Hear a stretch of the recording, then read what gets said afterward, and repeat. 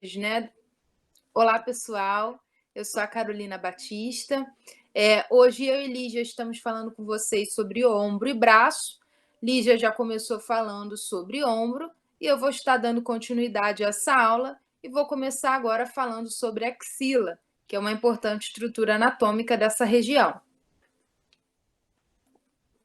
Então, algumas considerações gerais sobre a axila é que a axila ela é um espaço piramidal inferior à articulação do ombro e superior à face axilar, que é uma face que se localiza na junção entre braço e tórax, que é justamente essa porção, né, que é mais visível. A fáscia ela está acima da nossa pele, que é isso que a gente chama de axila, que é a parte de fora da nossa axila. Ela é uma passagem, a axila é considerada uma importante passagem, um importante centro de distribuição de estruturas neurovasculares que vão suprir a demanda dos nossos membros superiores, a demanda arterial, venosa, a inervação e a drenagem linfática vão estar passando pela nossa axila. Ela geralmente é protegida pelo membro quando ele está aduzido, ou seja, quando nós estamos com o braço abaixado, nós estamos protegendo essa região axilar. E uma curiosidade é que no reflexo de cócegas, né, o nosso corpo ele vai identificar as cócegas como sendo algo agressivo ao corpo, então imediatamente a gente assume uma posição de proteção das axilas, justamente porque por elas passam importantes estruturas neurovasculares que precisam ser protegidas, claro que de forma inconsciente, mas acabam sendo protegidas de possíveis ameaças de invasão. Bom, como é que se dá essa estruturação axilar? A axila, como eu já falei anteriormente, ela é dividida, ela possui uma estrutura de pirâmide, e essa pirâmide ela possui um ápice, uma base e 4 paredes, como todo polígono piramidal. O ápice da axila ele vai ser representado pelo canal cérvico-axilar, que nada mais é do que um canal por onde saem e entram as importantes estruturas neurovasculares. É limitada, então, pela costela, pela primeira costela, pela clavícula e pela margem superior da escápula. A base da axila ela é constituída pela pele que nós vemos, que é uma pele côncava. A axila ela tem um formato côncavo. Logo acima dessa pele que nós observamos está a tela subcutânea e depois a fáscia da axila, que se estende do braço até a parede torácica, que é justamente isso que nós chamamos de fossa axilar. As paredes das axilas vão ser divididas em parede anterior da axila, parede posterior da axila, parede medial da axila e parede lateral da axila. Essas 3 primeiras paredes, a anterior, a posterior e a medial, elas vão possuir músculos, elas vão ser compostas por músculos e vão, mesmo que na parede medial exista uma composição também de tecido ósseo, ela também possui músculos, que é o músculo serrátil. A parede da axila, ela é uma parede que não tem revestimento muscular. Ela é uma parede óssea formada pelo sulco intertubercular do húmero. Então, aqui nós conseguimos observar a imagem. Aproximem a imagem aqui de cima, né, que mostra a axila, o seu formato piramidal, esse polígono piramidal da axila, que nos mostra aqui o ápice, a base, as 4 paredes. A parede medial, a gente vê que ela está bem ali próxima, né? Está bem ali se relacionando com a cavidade torácica. O ápice da axila, que está lá em cima dessa estrutura, é onde passa o canal cérvico-axilar, que está ali próximo à clavícula, onde vão passar as importantes estruturas neurovasculares. Conseguimos observar também nessa imagem aqui, que está no canto direito da tela, está no canto inferior também, inferior e direito, a gente observa o canal cérvico-axilar, por onde vai passar o plexo braquial, vai passar as veias, as artérias e essas estruturas que vão suprir, né, as demandas do membro superior. Então, como é que se dá a irrigação arterial da axila? Ela vai ser irrigada essencialmente pela artéria axilar. A artéria axilar nada mais é do que a continuação da artéria subclávia. Então, vamos lembrar aqui um pouco do conceito de artéria subclávia. A artéria subclávia, ela é um ramo da artéria aorta. No nosso lado esquerdo, a artéria aorta vai emitir a artéria subclávia esquerda, que vai se direcionar para o membro superior esquerdo, e vai emitir também a artéria carótida comum esquerda, que vai em direção à cabeça. No lado direito, a artéria aorta, ela vai emitir um tronco chamado de tronco braquicefálico, que vai emitir seus ramos terminais, que vai ser a carótida comum direita e a artéria subclávia direita. Tá? Então, num lado, a artéria subclávia é um ramo direto da aorta, e no outro lado, que é o lado direito, ela é um ramo indireto da aorta.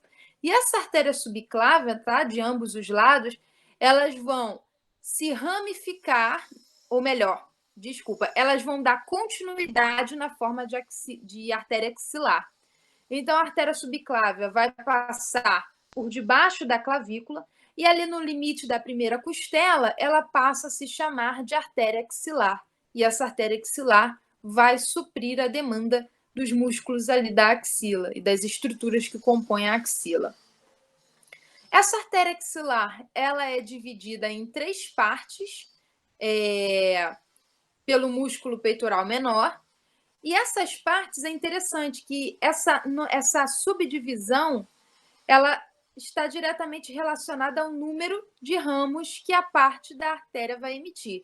Então, a primeira parte da artéria axilar vai emitir um único ramo, que vai ser a artéria torácica superior. A segunda parte da artéria axilar vai emitir 2 ramos, que vai ser a artéria tóraco-acromial e a artéria torácica lateral. E a terceira parte da artéria axilar vai emitir 3 ramos, que é a artéria subescapular, a circunflexa anterior e a circunflexa posterior do húmero. Então, a subdivisão da artéria axilar está correspondente ao número de ramos que essa porção emite. Então, aqui nós conseguimos observar essa imagem, tá? E essa imagem aqui nos mostra a subdivisão da artéria axilar. A primeira porção vai emitir seu ramo torácico superior. A segunda porção vai emitir a torácica lateral e vai emitir também a tóraco-acromial. E a terceira porção vai emitir a artéria subescapular, a circunflexa humeral posterior e a anterior. A circunflexa é essa que está circundando, que está anastomosando a porção posterior e a porção anterior ao redor do osso húmero.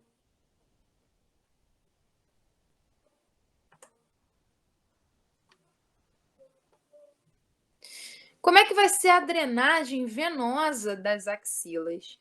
Bom, a veia axilar vai ser a veia que vai suprir, que vai garantir a drenagem venosa da axila. E ela está na face anteromedial da artéria axilar inicialmente e termina posicionada anteroinferiormente à artéria. Essa grande veia, ela é formada pela união da veia braquial, que são as veias que acompanham, né, a artéria braquial, e a veia basílica, na margem inferior do músculo redondo maior. Então, a veia axilar é composta basicamente da união da veia braquial e da veia basílica. A veia axilar, ela termina na margem lateral da primeira costela, onde se torna a veia subclávia. Lembrando que a veia ela é uma estrutura que sai do braço, né? Então, a artéria, a gente vai ter a artéria subclávia e depois a artéria axilar, e no caso das veias, a gente vai ter primeiro a veia axilar, que depois vai continuar na forma de veia subclávia. Então, as veias da axila, né, e não só da axila, mas de todo o membro superior, elas são muito mais abundantes do que as artérias e são muito variáveis e se anastomosam com frequência. Aqui observamos uma imagem onde a gente realmente consegue ratificar essa afirmativa de que existem muito mais vasos de veias, né, do que artérias.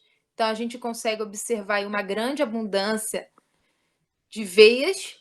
A gente vê essa grande estrutura, essa grande veia, que é a veia axilar, que é formada pela união das veias braquiais e da veia basílica. As veias braquiais são as veias que vão estar ali próximos à artéria braquial.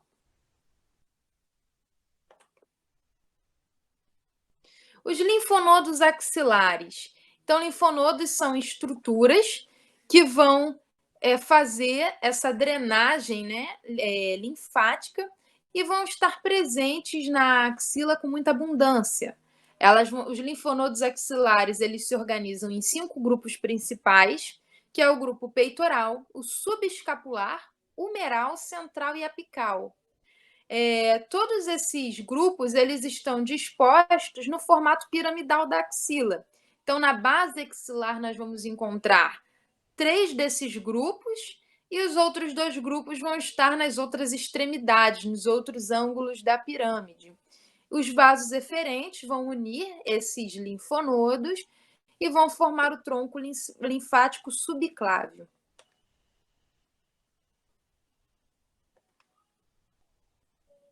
Então, aqui a gente consegue observar os vasos, os linfonodos axilares. Esse braço ele está levantado, mas a gente consegue perceber que a base da axila ela é composta pelos linfonodos humerais, pelos linfonodos subescapulares e pelos linfonodos peitorais, enquanto que o ápice é formado pelos linfonodos. Ele possui, né, linfonodos apicais e bem próximo tem também os linfonodos centrais. Então, agora nós vamos falar sobre o braço, né, que é uma parte do nosso membro superior. Então, o braço ele possui um único osso, que é o húmero, tá? Ele se estende da articulação do ombro até o cotovelo. A articulação do cotovelo ele vai permitir a ocorrência de 2 tipos de movimento, que é o movimento de flexão e extensão, o movimento de pronação e supinação. E esses movimentos eles só ocorrem devido à presença de músculos do braço, né? E também contam com o auxílio de músculos do antebraço, que serão uma aula que vai ser dada para vocês mais para frente. Então, os músculos do braço possuem uma importante função nesses movimentos. Os músculos, eles são divididos em músculos anterior e posterior, que são separados por húmero, que é o osso, e por septos intermusculares medial e lateral. Vamos observar essa imagem aqui. Aqui em cima a gente consegue perceber, né, um braço, a imagem de um braço. Os músculos que estão anteriores, ou seja, que estão na frente do osso húmero, são os músculos anteriores, são compostos por 3 músculos, e o músculo que está aqui atrás do osso húmero é o músculo que está no compartimento posterior. O osso húmero, a gente também observa aqui que é o único osso que compõe o braço, e nesse corte transversal do membro superior, a gente observa a presença de septos que separam ali os músculos. A gente observa aqui bem no meio o osso, a medula óssea, né, o córtex do osso. A gente observa importantes estruturas neurovasculares que estão ali entre os septos intermusculares e a gente observa esses septos que vão subdividir esses músculos. Esses septos também são compostos por fáscias.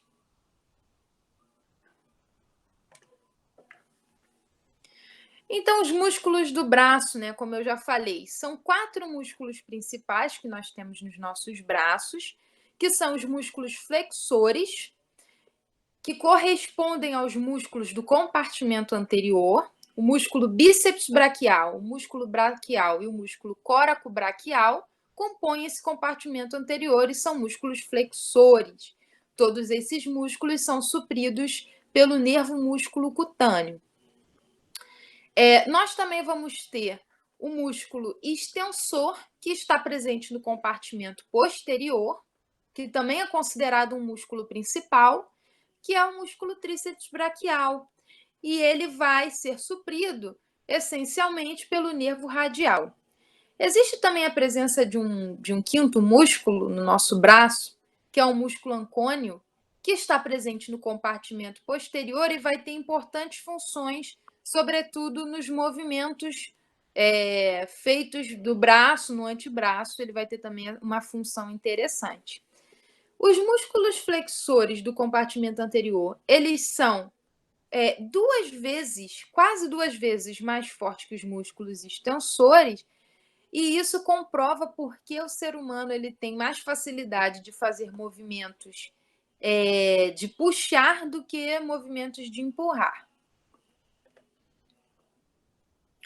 O músculo bíceps braquial é um músculo fusiforme. Ele possui 2 cabeças que se originam na região proximal das fixações tendíneas aos processos da escápula. Seus ventres cavernosos unem-se imediatamente à parte média do antebraço. Então, o músculo bíceps braquial, ele não se fixa no húmero, ele se insere em importantes estruturas escapulares, e também vai se inserir na parte medial do antebraço, tá bom? É um músculo triarticular porque ele permite a movimentação de 3 estruturas articulares, que são a articulação do ombro, a articulação do cotovelo e a articulação radionar, sobretudo essas duas últimas, a do cotovelo e a radionar. O ligamento transverso do húmero, que é um ligamento que está ali em cima do sulco intertubercular, mantém o tendão da cabeça longa do bíceps no sulco intertubercular. Então, a cabeça longa vai se inserir nesse sulco intertubercular e a cabeça curta vai se inserir no processo coracoide da escápula. Tá? E outra coisa interessante do músculo bíceps braquial é que ele possui uma aponeurose, que nada mais é do que uma faixa membranácea triangular que parte do tendão do músculo bíceps e vai atravessar a fossa cubital. A fossa cubital é essa região aqui anterior da articulação do cotovelo e vai se fundir à face do antebraço. E essa aponeurose ela é muito importante porque ela protege as estruturas que estão ali passando pela fossa cubital. Vamos observar isso na imagem. Então, essa imagem aqui nos permite observar o bíceps braquial. A gente vê que a sua cabeça longa se insere ali no sulco intertubercular, tá? Do húmero. A sua cabeça curta se insere no processo coracoide da escápula. A gente vê, não nessa imagem a gente não consegue ver com clareza, mas a gente consegue ver o tendão do bíceps do braço, que vai se inserir ali na parte do antebraço. A gente vê uma aponeurose, que aqui está chamada de aponeurose biceptal, que vai proteger as importantes estruturas, né, da fossa cubital. E a gente vê que esse músculo é um músculo que possui 2 cabeças, inclusive é por isso que ele recebe essa nomenclatura. O músculo braquial é um músculo também que é fusiforme e achatado. Ele está situado posteriormente, né, ele está profundo ao músculo bíceps braquial, ou seja, ele está bem abaixo desse músculo, e ele é considerado o principal flexor do antebraço e é o único flexor puro, é o único músculo do braço que só faz função de flexão. Inclusive, por isso, ele é responsável pela maior força de flexão do braço. É considerado o carro-chefe dos músculos flexores do cotovelo e é utilizado também para garantir uma certa estabilidade a movimentos precisos, como, por exemplo, pegar ou deixar uma xícara de chá na mesa.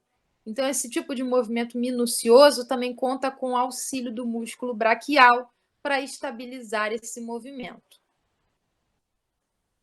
O músculo coracobraquial, né, o nome também ele já diz muita coisa, porque córaco vem de coração, então é um músculo que está mais medial ao membro superior, ou seja, ele está mais próximo do coração, podemos dizer assim.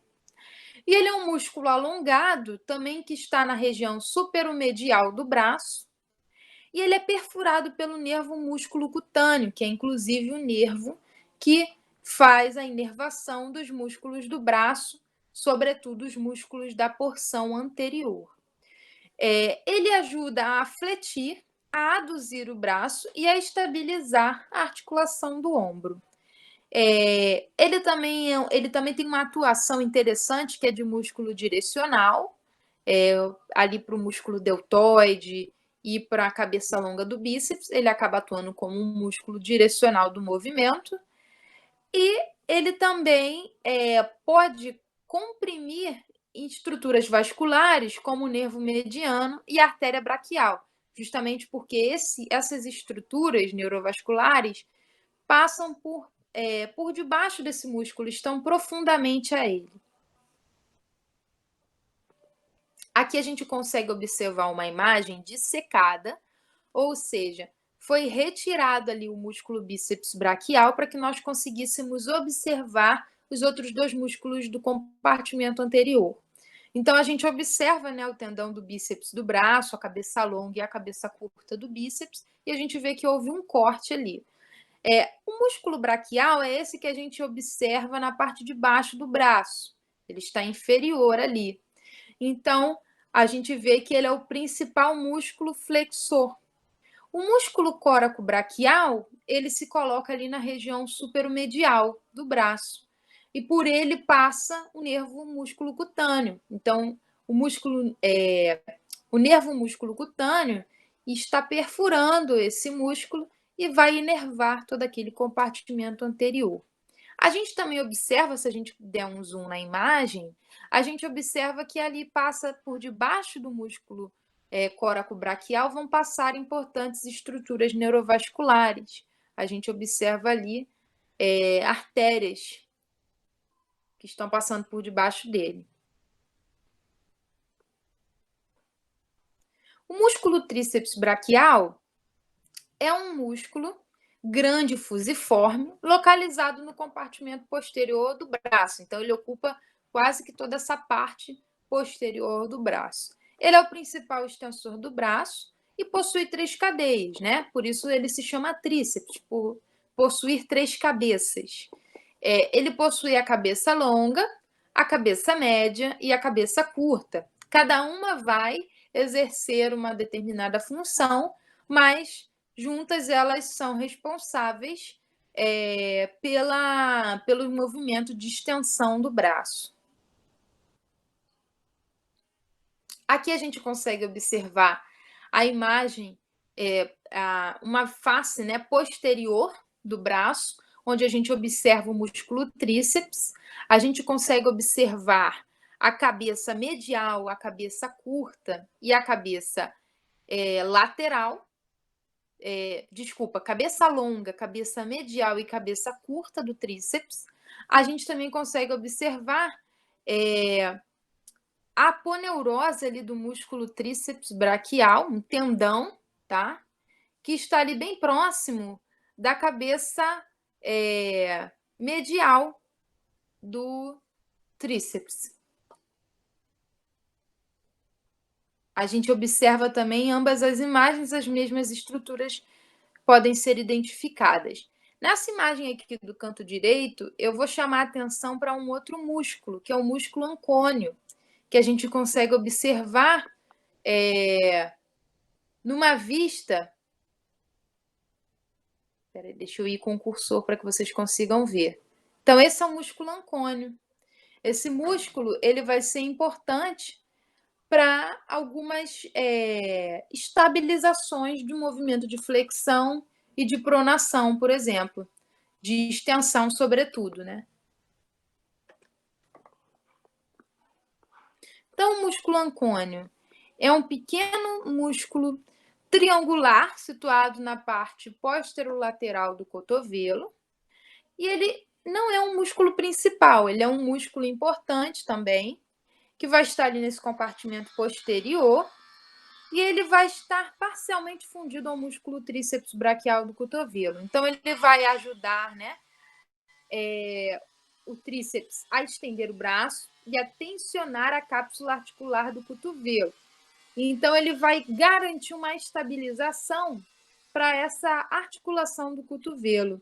E ele vai abduzir a una durante o movimento de pronação do antebraço.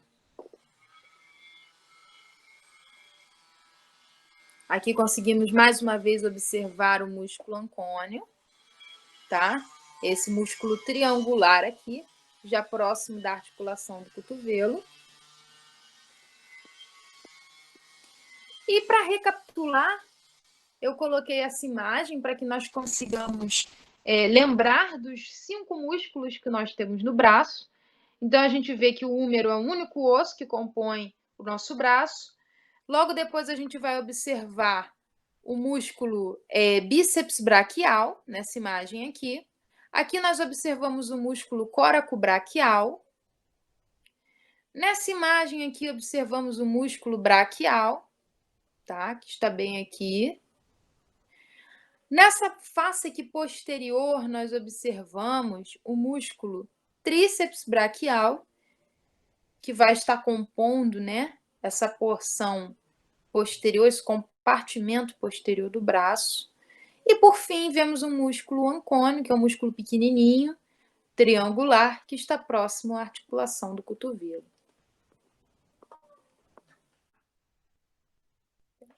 Então, como é que se dá a irrigação arterial do braço? A artéria braquial, ela vai ser responsável pela irrigação arterial do braço. E a artéria braquial nada mais é do que a continuação da artéria axilar. A artéria axilar, por sua vez, é a continuação da artéria subclávia.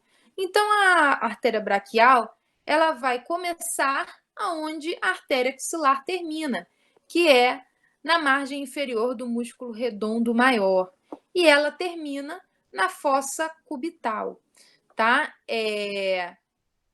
Então, ela vai dar origem a alguns ramos no braço, e alguns desses ramos não vão receber nomenclatura, e algumas artérias que são ramos dessa artéria braquial vão possuir nome, que é a artéria braquial profunda, artéria nutrícia do húmero, artéria colateral ulnar superior e artéria colateral ulnar inferior. Então, a gente observa aqui nessa imagem a artéria braquial e seus ramos principais, que recebem nome, e ela também emite alguns ramos que são ramos anônimos. Em ambas as imagens, a gente consegue observar a artéria braquial. A drenagem venosa do braço, ela vai ser realizada por veias superficiais e veias profundas. As veias superficiais são essas que nós conseguimos observar nos nossos membros, né, quando elas estão alteradas, e as veias profundas estão ali próximos, né, à artéria braquial. As artérias superficiais são as veias superficiais são as veias cefálica e a veia basílica, e as veias profundas são veias que acompanham a artéria e que coletivamente formam a veia braquial, que vai estar acompanhando a artéria braquial. Então, são pequenas veias que juntas são chamadas de veia braquial. Então, essas veias elas vão drenar os membros, tá? E elas vão apresentar válvulas. Válvulas são estruturas presentes no interior das veias que auxiliam no movimento de subida do sangue, né, contra a resistência da gravidade. Então, os nossos membros possuem veias que possuem essas válvulas. As válvulas elas são muito mais abundantes nas veias profundas do que nas veias superficiais. A pulsação também da artéria braquial, ela vai auxiliar esse movimento também de deslocamento do sangue na rede venosa. Aqui a gente observa a imagem, a gente consegue observar bem claramente nessa imagem as veias superficiais, a gente observa a veia basílica e a veia cefálica. Nessa imagem aí, onde a gente observa um braço, né, que não está dissecado, a gente observa bem as veias superficiais. Essa grande veia que está nessa imagem, né, ela na verdade consiste na união da veia basílica e da veia cefálica, e ela é uma veia do cotovelo. Ela é chamada de veia intermédia do cotovelo. Mas bem aqui em cima conseguimos observar a veia basílica e aqui observamos a veia cefálica. Então, essas aqui são as referências e assim a gente termina o nosso trabalho. Espero que vocês tenham gostado. Qualquer dúvida, estou à disposição. Bons estudos para vocês. Obrigada.